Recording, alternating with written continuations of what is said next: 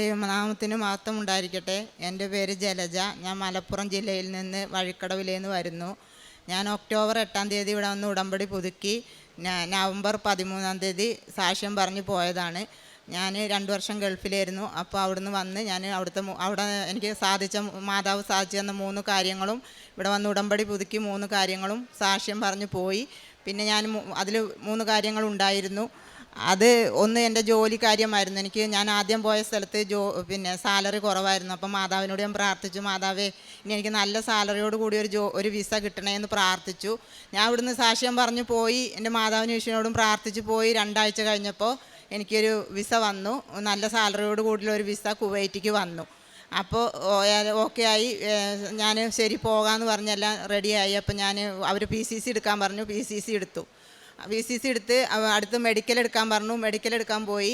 ഒരു കുഴപ്പമുണ്ടായിരുന്നില്ല, നല്ലതായിട്ടിരുന്നതാണ്. എൻ്റെ അസുഖമൊക്കെ മാറി ഞാൻ ഓക്കെ ആയി വന്നതാണ്. അപ്പോൾ മെഡിക്കൽ എടുക്കാൻ പോയപ്പോൾ എല്ലാം ബ്ലഡും എല്ലാം ടെസ്റ്റ് ചെയ്തപ്പോൾ ഓക്കെ ആയി. എക്സ്റേ എടുത്തപ്പോൾ പറഞ്ഞു എക്സ്റേയിൽ കഫക്കെട്ടിൻ്റെ പ്രോബ്ലം ആണോ എന്താണെന്ന് അറിയില്ല, ഇതിൽ കാണിക്കുന്നുണ്ട്. അപ്പോൾ ഒരാഴ്ച മരുന്ന് തരാം, അത് കഴിച്ചിട്ട് ഓക്കെ ആണെങ്കിൽ 2ാം വട്ടം വന്നിട്ട് എടുത്തിട്ട് ഓക്കെ ആണെങ്കിൽ റിസൾട്ട് തരാമെന്ന് പറഞ്ഞു. അപ്പോൾ ഞാൻ വീട്ടിൽ പോയി. വിഷമിച്ചതൊന്നുമില്ല, വീട്ടിൽ പോയി. അപ്പോൾ വീട്ടിൽ പോയപ്പോഴാണ് ഞാൻ ഓർത്തത്, ഞാൻ ഗൾഫിലിരുന്നപ്പോൾ 2 വർഷമായിട്ട് എൻ്റെ മാതാവിൻ്റെ ഉടമ്പടി എടുത്ത ഉപ്പ് മാത്രമുള്ളൂ എൻ്റെ കയ്യിൽ. ഒരു ഹോസ്പിറ്റലിൽ എവിടെയും പോകേണ്ടി വന്നിട്ടില്ല. ആ ഉപ്പും കൊണ്ടാണ് ഞാൻ അവിടെ 2 വർഷക്കാലം നിന്നത്. അപ്പോൾ ഒരു ദിവസം രാത്രി എനിക്ക് 2 മണിയായപ്പോൾ ഭയങ്കര നെഞ്ചുവേദന വന്നു. സംസാരിക്കാനും വയ്യ, വെള്ളം കുടിക്കാനും വയ്യ. റൂമിൽ ഞാൻ മാത്രമേ ഉള്ളൂ, ആരുമില്ല. ഞാൻ വിചാരിച്ചു അവിടുന്ന് തീർന്നു എന്ന്.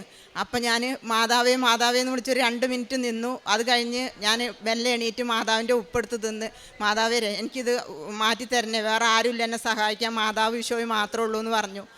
ഒരു 15 മിനിറ്റ് കഴിഞ്ഞപ്പോൾ ആ നെഞ്ചിനടച്ച എനിക്ക് സംസാരിക്കാൻ പറ്റാത്ത വേദന ഒരു 15 മിനിറ്റ് കഴിഞ്ഞപ്പോൾ എങ്ങനെ മാറിയതെന്ന് എനിക്കറിയില്ല. അപ്പം തന്നെ ഞാൻ എണീറ്റിരുന്ന് പ്രാർത്ഥിച്ച് മാതാവിനോട് നന്ദി പറഞ്ഞ് രാവിലെ ഓക്കെ ആയി ജോലിക്ക് പോയി. പിന്നെ ആ സാക്ഷ്യം ഞാൻ കഴിഞ്ഞ 13-ാം തീയതി ഇവിടെ വന്ന് പറയാൻ വേണ്ടി എഴുതി വെച്ചു. അപ്പം എൻ്റെ യൂട്രസിൻ്റെ ഓപ്പറേഷൻ കൂടാതെ മാതാവ് സുഖപ്പെടുത്തിയ കാര്യമൊക്കെ പറഞ്ഞപ്പോൾ മറന്നുപോയിരുന്നു. ആ സാക്ഷ്യം ഞാനിവിടെ പറയാത്തതുകൊണ്ടാണ് മാതാവ് എൻ്റെ മെഡിക്കൽ ഓക്കെ ആക്കി തരാത്തതെന്ന് ഞാൻ പൂർണ്ണമായും വിശ്വസിച്ചു. 2ാം വട്ടം മാതാവ് അവർ മെഡിക്കൽ എടുക്കാൻ ചെല്ലാൻ പറഞ്ഞു. ഞാൻ പോയി മെഡിക്കൽ എടുത്തു. അപ്പോൾ 2ാം വട്ടം അവർ പറഞ്ഞു, ചേച്ചി എക്സ്റേയിൽ വ്യത്യാസമൊന്നുമില്ല, 2 ബ്ലോക്ക് ഉണ്ട്, ഒരു എന്തോ ഡാമേജും ഉണ്ടെന്ന് പറഞ്ഞു. അപ്പോൾ 2ാം വട്ടം പോയപ്പോൾ അവരങ്ങനെ പറഞ്ഞപ്പോൾ ഞാൻ ആകെ സങ്കടപ്പെട്ട് കരഞ്ഞ് ഡോക്ടറോട് പറഞ്ഞു, സാർ എന്തെങ്കിലും ചെയ്തു തരണമില്ല, ഞാൻ പോയിട്ടില്ലെങ്കിൽ എൻ്റെ വിസേൻ്റെ പൈസ ഞാൻ തിരിച്ചു കൊടുക്കേണ്ടി വരും അങ്ങനെ പറഞ്ഞു. അപ്പോൾ അവർ പറഞ്ഞു, ചേച്ചി ഇനി വിഷമിക്കൊന്നും വേണ്ട, ഞങ്ങൾ 1 വട്ടം കൂടി ചേച്ചിക്ക്, ആർക്കും അങ്ങനെ ചെയ്തു കൊടുക്കില്ല, ചേച്ചിക്ക് വേണ്ടിയിട്ട് 1 വട്ടം കൂടി ഞങ്ങൾ എക്സ്റേ എടുക്കാം എഴുതി തരാമെന്ന് പറഞ്ഞ് ഒരാഴ്ച ഡോസുള്ള മരുന്ന് എഴുതി തന്നു. അപ്പോൾ ഞാൻ ഓക്കെ എന്ന് പറഞ്ഞു വന്നു. 3ാം വട്ടവും ഞാൻ പോയി എക്സ്റേ എടുക്കാൻ പോയി. മാതാവിൻ്റെ ഈ അങ്ങോട്ടേക്ക് കാശ് രൂപ ഒന്നും കൊന്തയൊന്നും കൊണ്ടുപോകാൻ പറ്റൂല. അപ്പം ഞാൻ ഈ കൊന്ത അറിയാതെ 3ാമത്തെ വട്ടം കൊണ്ടുപോയി ഫിംഗർ വെച്ചപ്പോൾ ഈ കൊന്ത അമർത്തി മാതാവിനോട് ഞാൻ പ്രാർത്ഥിച്ചു, മാതാവേ എനിക്ക് ഗൾഫിക്ക് പോകണമെന്ന് മാതാവിന് ഇഷ്ടമുണ്ടെങ്കിൽ എന്നെ വിട്ടാൽ മതി, ഇല്ലെങ്കിൽ എനിക്ക് ഇവിടെ ഞാൻ ജോലി ചെയ്തോളാം. പക്ഷേ എൻ്റെ നെഞ്ചിന് അവർ പറയണ മാതിരി ഒരു ബ്ലോക്കോ ഒരു കാര്യങ്ങളും ഉണ്ടാകരുത്, എനിക്ക് ആരുമില്ല സഹായിക്കാൻ, എൻ്റെ മാതാവ് ഈശോയും മാത്രമേ ഉള്ളൂ, ഞാൻ ഇത്രയും കാലം ജീവിച്ചത് എൻ്റെ മാതാവ് ഈശോയും എന്നെ അനുഗ്രഹിച്ചിട്ടാണെന്ന് പറഞ്ഞ് മാതാവിനോട് പ്രാർത്ഥിച്ചു. ഞാൻ പോന്നു. 2:30 വരെ അവരെന്നെ എടുത്തി. ആദ്യം 2 പ്രാവശ്യം എന്നെ 12:30 അവർ തിരിച്ചു വിട്ടു. അന്ന് 2:30 വരെ ഇരുത്തി. എന്നിട്ട് പിന്നെയും വിളിച്ച് അവർ പറഞ്ഞു, ചേച്ചി ഞങ്ങൾ ഒന്നും കൂടി ഡോക്ടറോട് ചോദിച്ചു നോക്കട്ടെ, ഇതിൽ ഇപ്പോഴും കുറച്ച് വ്യത്യാസമൊന്നും കാണുന്നില്ല, ഡോക്ടറോട് ചോദിച്ചിട്ട് ചേച്ചീനെ വൈകുന്നേരം വിളിക്കാം, ചേച്ചി അപ്പോൾ നാളെ വന്ന് വാക്സിൻ എടുത്താൽ മതി എന്ന് പറഞ്ഞു.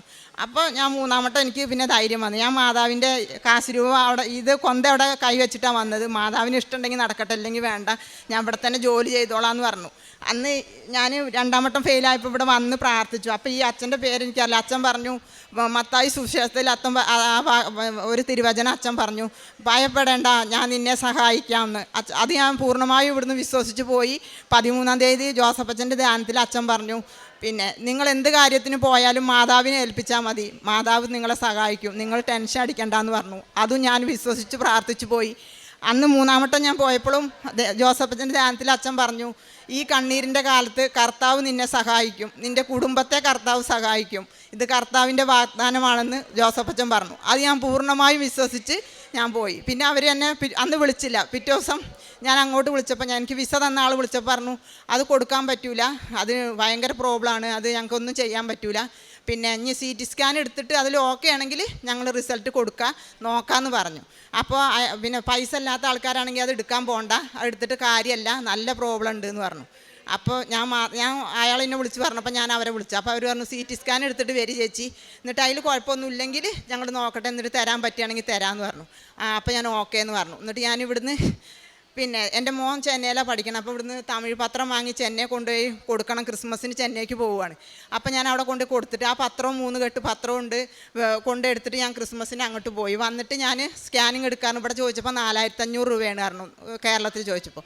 ചെന്നൈയിൽ എന്നിട്ട് ഞാൻ ആ പത്രമൊക്കെ വിതരണം ചെയ്തിട്ട് പിന്നെ ചെന്നൈയിൽ പോയി ചോദിച്ചപ്പോൾ പറഞ്ഞു ഒരു 6000 രൂപയാണ് പറഞ്ഞു. അപ്പോൾ ഞാൻ പറഞ്ഞു കേരളത്തിൽ 4500 രൂപയാണല്ലോ പറഞ്ഞു, ഇവിടെ എന്താ 6000? അപ്പോൾ അവർ പറഞ്ഞു അവരുടെ മെഷീൻ്റെ പിന്നെ ക്വാളിറ്റി ഉള്ളതാണ് അതുകൊണ്ടാണ് പറഞ്ഞു. അപ്പോൾ ഞാൻ ശരി മാതാവ് എനിക്കിൻ്റെ അടുത്ത് പൈസ അല്ല, മാതാവിനെ അറിയാൻ എൻ്റെ അടുത്ത് കാശില്ലാന്ന്. അപ്പോൾ അന്ന് തന്നെ ഞങ്ങളെ റിലേറ്റീവ് ഒരാൾ വിളിച്ച് പറഞ്ഞു ഇവിടെ ഗവൺമെൻറ്റിൽ പിന്നെ CT സ്കാനും എല്ലാം എടുക്കും, ഒരു പൈസയും വേണ്ട, അവിടെ പൊക്കോ, ഞാൻ രാവിലെ 7 മണിക്ക് പോയാൽ മതി, ഞാൻ പറയാമെന്ന് പറഞ്ഞു. ഞാൻ രാവിലെ 7 മണിക്ക് പോയി, അവിടെ ഡോക്ടറെ കണ്ടു, CT സ്കാൻ എടുത്തു, ഡോക്ടർ എക്സ്റേ എടുത്തു, ECG എടുത്തു. ECG എടുത്തിട്ട് ഡോക്ടറെ കാണിക്കാൻ പറഞ്ഞാൽ കാണിച്ചു.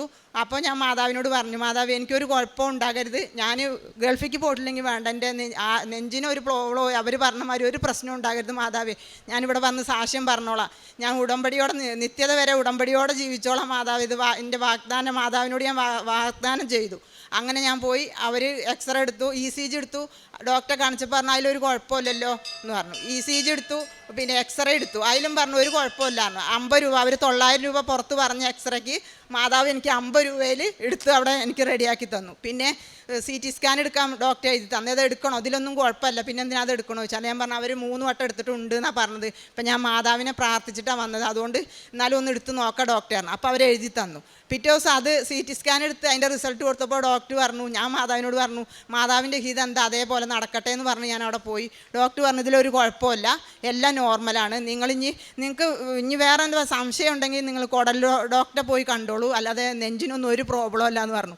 ഇതെൻ്റെ മാതാവ് ഈശോയാണ് എനിക്ക് സാധിച്ചതെന്ന് ഞാൻ പൂർണ്ണമായി വിശ്വസിക്കുന്നു. ഞാൻ ഗൾഫിലായപ്പോൾ ആ സാക്ഷി ഇവിടെ പറയാതെ പോയി, അതിനാണ് മാതാവ് എന്നെ ഇവിടെ എത്തിച്ചതെന്ന് എനിക്കറിയാം. എന്ന് വെച്ചാൽ അന്ന് ഞാൻ മരിക്കേണ്ട അവസ്ഥയിൽ എൻ്റെ മാതാവ് എന്നെ 15 മിനിറ്റ് കൊണ്ട് എനിക്ക് മാറ്റി തന്നത് ഞാനിവിടെ പറയാതെ പോയതുകൊണ്ടാണ് എനിക്കിവിടെ ഇന്ന് മാതാവ് എന്നെ ഇവിടെ നിർത്തിയത് എന്ന് എനിക്ക് പൂർണ്ണമായി ഞാൻ വിശ്വസിക്കുന്നു. ഇത്രയും ഉപകാരങ്ങൾ ചെയ്ത മാതാവിന് വിശ്വസിക്കും കോടാനുകോടി നന്ദി. പിന്നെ കാരുണ്യ പ്രവൃത്തി എന്ന് പറഞ്ഞാൽ ഞാൻ എൻ്റെ ആരെന്നോട് സഹായം ചോദിച്ചാലും ഞാൻ എനിക്കില്ലേലും എല്ലാവർക്കും ചെയ്യും. പിന്നെ എൻ്റെ സാലറി കിട്ടുമ്പോൾ എൻ്റെ മോനെ കൊണ്ട് ഞാൻ പാവങ്ങൾക്കൊക്കെ കൊടുക്കും, ഭക്ഷണം വാങ്ങി കൊടുക്കാൻ പറയും. പിന്നെ ഇവിടുന്ന് എൻ്റെ മോൻ വന്ന് പിന്നെ പേശീർ പ്രവർത്തനം ചെയ്യുന്നത് എൻ്റെ മോൻ വന്ന് ഇവിടുന്ന് ഞാൻ ഗൾഫിലായപ്പോഴും എൻ്റെ മോൻ വന്ന് ഇവിടുന്ന് പത്രം വാങ്ങിക്കൊണ്ടുപോയി എല്ലാ തമിഴ്നാട്ടിലും കേരളത്തിലും എല്ലാം കൊടുത്ത് അവൻ ചെയ്തിരുന്നു. പിന്നെ ഞാൻ ഒക്ടോബർ 8-ാം തീയതി അവിടെ ഒന്ന് ഉടമ്പടി എടുത്ത്, ഇപ്പോൾ ഇത് 9ാമത്തെ പ്രാവശ്യമാണ് ഞാനിവിടെ വരുന്നത്. എനിക്ക് വീടെടുത്താണെങ്കിൽ എന്നും എൻ്റെ മാതാവിൻ്റെ ഈശോൻ്റെ കൂടെ ഇവിടെ ഇരിക്കാനാണ് ആഗ്രഹം. അത്ര ഉപകാരങ്ങൾ എൻ്റെ മാതാവ് ഈശോ എനിക്ക് തന്നിട്ടുണ്ട്. ഇനി ഞാൻ ഈ മാസം 20-ാം തീയതി അവർ ടിക്കറ്റ് എപ്പോൾ എടുക്കണം എന്ന് ചോദിച്ചപ്പോൾ പറഞ്ഞു ഇപ്പോൾ എടുക്കണ്ട, എൻ്റെ മാതാവിൻ്റെ ഈശോൻ്റെ അടുത്ത് എനിക്ക് പോയി ഇവിടെ സാക്ഷ്യം പറഞ്ഞിട്ട് ഞാൻ വരുന്നുള്ളൂ, ഞാൻ പറയാം ഡേറ്റ് എന്ന് പറഞ്ഞു. ഇനി എൻ്റെ മാതാവ് അവിടെ പോയാലും എന്നെ സഹായിക്കും, എൻ്റെ മാതാവിൻ്റെ കൂടെ വരും, എൻ്റെ ഈശോയിൽ നിന്ന് പൂർണ്ണമായും വിശ്വസിച്ചാണ് ഞാൻ പോകുന്നത്. ഇത്രയും എന്നെ സഹായിച്ച മാതാവിന് ഈശോയ്ക്കും കോടാനുകോടി നന്ദി. സങ്കീർത്തനങ്ങൾ 31:14 കർത്താവെ ഞാൻ അങ്ങയിൽ ആശ്രയിക്കുന്നു, അങ്ങാണ് എൻ്റെ ദൈവമെന്ന് ഞാൻ പ്രഖ്യാപിക്കുന്നു. ജലജ എന്ന ഈ സഹോദരി തൻ്റെ ജീവിതത്തിൽ വന്ന ഒരു വലിയ പ്രതിസന്ധിയെ തരണം ചെയ്യുന്നതിൻ്റെ സാക്ഷ്യമാണ് നമ്മോട് പങ്കുവയ്ക്കുന്നത്. വിദേശത്ത് പോകുവാൻ വേണ്ടി ആഗ്രഹിച്ച് വീണ്ടും കൂടിയ സാലറിയോടുകൂടി മെച്ചപ്പെട്ട ജോലിക്ക് വേണ്ടി ആഗ്രഹിച്ചാണ് അമ്മ മാതാവിൻ്റെ തിരുനടയിൽ നിയോഗം സമർപ്പിക്കുന്നത്. മകൾ ആഗ്രഹിച്ചതുപോലെ തന്നെ അമ്മ മാതാവ് സാക്ഷ്യം പറഞ്ഞ 2 ആഴ്ചക്കുള്ളിൽ കൂടിയ സാലറിയോട് കൂടിയ വിസ മകൾക്ക് അനുവദിച്ച് നൽകി. എന്നാൽ മെഡിക്കൽ ക്ലിയറൻസിന് വേണ്ടി പോകുമ്പോഴാണ് അവിടെ കാര്യമായ പ്രശ്നങ്ങൾ കാണുന്നത്. അപ്പോൾ അത് വീണ്ടും ദിവസങ്ങൾ മുന്നോട്ട് പോകുമ്പോഴും അതിന് ഒരു പരിഹാരമില്ലാതെ വരുമ്പോൾ വീണ്ടും അമ്മ മാതാവിൻ്റെ തിരുനടയിൽ ഉടമ്പടി തൈലം പൂശിയും ശരണപ്പെട്ട് പ്രാർത്ഥിച്ചും അമ്മയുടെ കരങ്ങളിൽ പൂർണ്ണമായി സമർപ്പിച്ചും അമ്മയ്ക്ക് ഹിതമുണ്ടെങ്കിൽ മാത്രം വിദേശത്ത് ജോലി എനിക്ക് അനുവദിച്ച് തരികയെന്ന ആ ഒരു സംരക്ഷണ പ്രാർത്ഥനയാണ് മകൾ ചെയ്തത്. അതൊരു നല്ലൊരു പ്രാർത്ഥനയുമാണ്. നമ്മുടെ നിർബന്ധങ്ങളും നമ്മുടെ സ്വാർത്ഥതകളുമല്ല, ദൈവഹിതത്തിന് വേണ്ടി ജീവിതത്തെ സമർപ്പിക്കുന്ന രീതി. അങ്ങനെ അമ്മ മാതാവിൻ്റെ ഹിതത്തിന് തൻ്റെ ആരോഗ്യത്തെ, തൻ്റെ ശാരീരികമായ രോഗാവസ്ഥകളെ, എക്സ്റേയിൽ കാണുന്ന പ്രശ്നങ്ങളെ, ഹൃദയ സംബന്ധമായ വിഷയങ്ങളെ, BP സംബന്ധമായ വിഷയങ്ങളെ മുഴുവനും സമർപ്പിച്ചുകൊണ്ടാണ് അവസാനത്തെ ആ മെഡിക്കൽ ടെസ്റ്റിന് വേണ്ടി മകൾ പോകുന്നത്. അന്നും ഭൗതികമായി നോക്കുമ്പോൾ എല്ലാ കാര്യങ്ങളും നെഗറ്റീവ് ആകേണ്ടതാണ്. എന്നാൽ മകൾ പറയുന്നുണ്ട്, ആ അവസാനം ചെന്ന് ഓരോന്ന് ചെയ്യുമ്പോഴും ഓരോന്നും ക്ലിയർ ആയിക്കൊണ്ടിരുന്നു, ഓക്കെ ആയിക്കൊണ്ടിരുന്നു. ഡോക്ടർമാരെല്ലാം പൂർണ്ണമായിട്ടും ഫിറ്റ് എന്ന രീതിയിൽ ആ സർട്ടിഫിക്കറ്റ്, മെഡിക്കൽ ക്ലിയറൻസ് കൊടുക്കുന്നു. അങ്ങനെ വിദേശത്ത് പോകുവാനുള്ള സാഹചര്യം മകൾക്ക് ഒരുങ്ങുകയും അടുത്ത ദിവസം വിദേശത്ത് പോകുവാനുള്ള എല്ലാ കാര്യങ്ങളും ശരിയാവുകയും ചെയ്യുന്നു. പ്രിയമുള്ളവരെ, പ്രതിസന്ധിയുടെ നിമിഷങ്ങളിൽ നമുക്ക് ഉറച്ച ആശ്രയമാണ് കൃപാസന മാതാവ്. അമ്മ മാതാവ് അമ്മയെ തേടി വരുന്ന ആരെയും ഒരിക്കലും കൈവിട്ട് കളയില്ല. ചിലപ്പോൾ നമ്മളൊരല്പകാലം കഴിയുമ്പോൾ ഒന്ന് അലസതയിലേക്ക് പോവുകയോ പ്രാർത്ഥിച്ചത് ഏറ്റവും ഗൗരവമുള്ളത് കിട്ടിയില്ലല്ലോ എന്ന് നമുക്ക് മടി തോന്നി മാറുകയോ ചെയ്യാം. എന്നാലും അമ്മ മാതാവ് ഒരിക്കലും കൈവിടാതെ നമ്മൾ എപ്പോഴെങ്കിലും ഒരു സങ്കടത്തിലാകുമ്പോൾ മാതാവ് നമ്മുടെ മനസ്സിൽ ഓർമ്മിപ്പിക്കുന്നത് അമ്മയുടെ മുഖമായിരിക്കും. മറ്റൊന്നിനെയും ഓർക്കുവാൻ അമ്മ സമ്മതിക്കില്ല.